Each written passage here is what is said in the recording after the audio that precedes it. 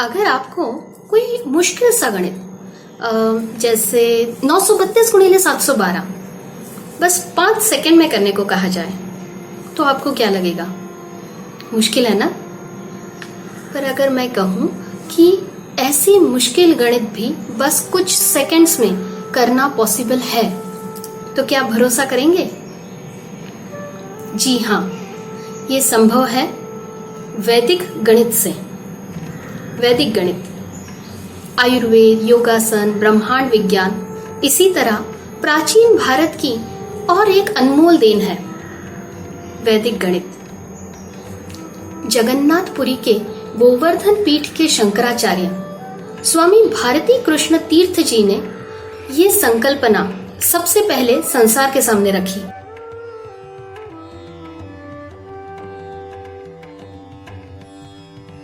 तो आइए जानते हैं आज प्रियम भारतम में इसी महान व्यक्तित्व के बारे में जिन्होंने हमारे भारत का प्राचीन ज्ञान बहुत ही सहज तरीके से पूरी दुनिया के सामने प्रस्तुत किया। स्वामी भारती कृष्ण तीर्थ जी।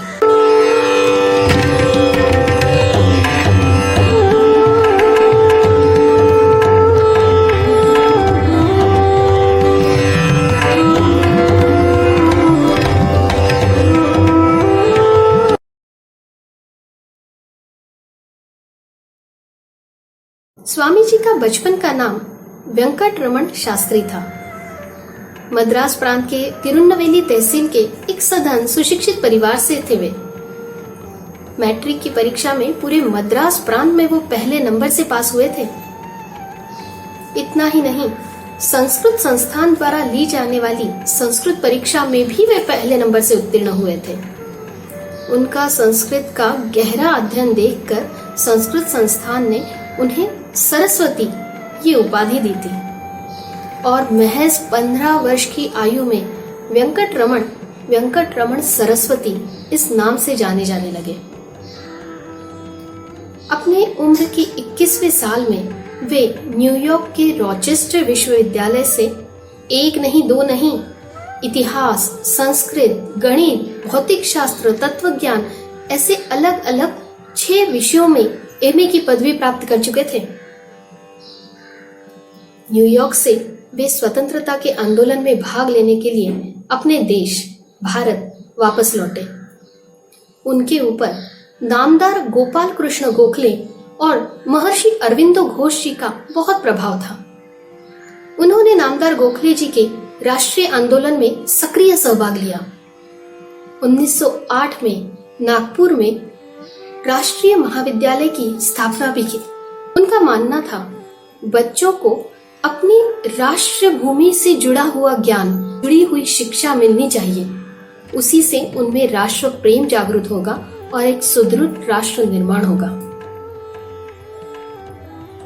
स्वतंत्रता आंदोलन, राष्ट्रीय आंदोलन, इसी के साथ उन्हें अपने प्राचीन वेद, उपनिषदों का अभ्यास करने का बहुत मन था। इन विषयों में उनकी बहुत रुचि थी। इसीलिए 1911 में वे मैसूर के श्रृंगेरी पीठ में आए।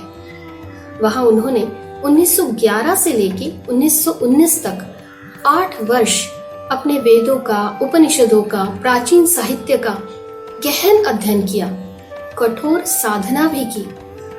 और इसी 8 वर्ष की कठोर साधना के समय उन्हें इन वैदिक साहित्यों में से गूढ़ छिपे हुए कुछ अर्थ ज्ञात हुए और इसी समय जन्म हुआ वैदिक गणित इस संकल्पना का।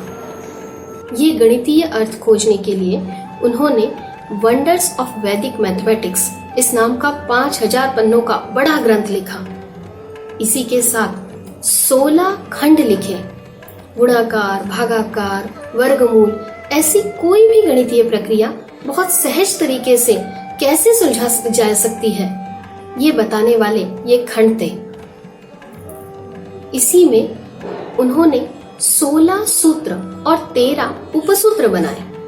बिल्कुल याद रखने के लिए आसान होने के लिए वो श्लोक के रूप में उन्होंने बनाए। ये 16 श्लोक और 13 उपश्लोक याद करने से हम कोई भी, जैसे ट्रिग्नोमेट्री, ज्योमेट्री, किसी भी गणित को बिल्कुल आसानी से सॉल्व कर सकते हैं।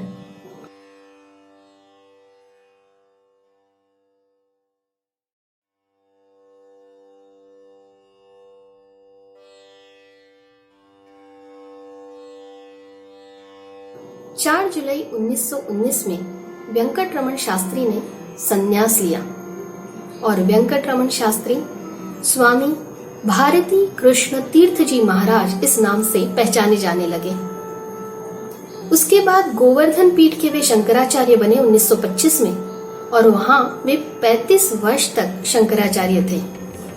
इस समय उन्होंने कई महाविद्यालयों में, विश्वविद्यालयों में अपने प्राचीन साहित्य पर, गणित पर, विज्ञान पर व्याख्यान दिए। सिर्फ भारत में ही नहीं, भारत के बाहर अमेरिका और लंदन में जाने वाले पाश्चात्य देशों में अपने प्राचीन साहित्य का प्रचार करने वाले स्वामी जी पहले शंकराचार्य थे।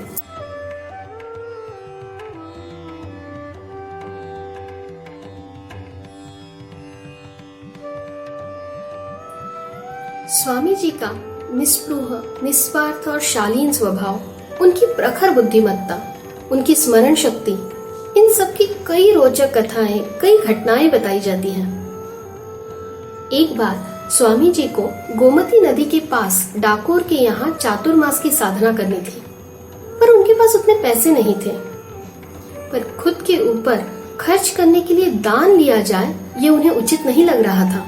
उन्होंने एक साहूकार के पास अपने लिखे हुए वैदिक गणित के 16 खंड गिरवी रखे।